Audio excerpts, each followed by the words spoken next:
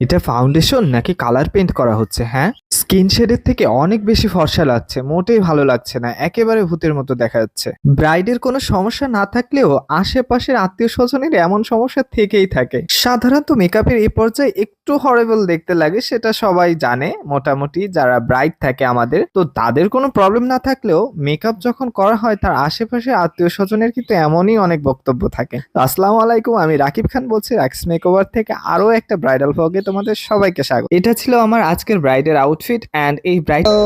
High. আচ্ছা, এটা হচ্ছে আমার লাস্ট ব্রাইডাল মেকআপের ব্রাইড। আজকে হচ্ছে ওর রিসেপশন। আগে বলো, আগের দিন কেমন ছিল? খুবই খুবই খুবই ভালো, সবাই অনেক প্রশংসা। যাক, আলহামদুলিল্লাহ। আজকে আমি কেমন চাচ্ছ? satisfied। আজকে কেমন চাচ্ছ? তোমার উপরে ছেড়ে দিছে আজকেও। না, আজকে তোমার ক্যারেক্টার ছিল তো একটা ট্রেডিশনাল ব্রাইড। হ্যাঁ, ট্রেডিশনাল হালকা করে একটু হালকা। কলকা থাকবে। আচ্ছা ঠিক আছে, দেখা যাক কেমন কি করতে পারি। বাই।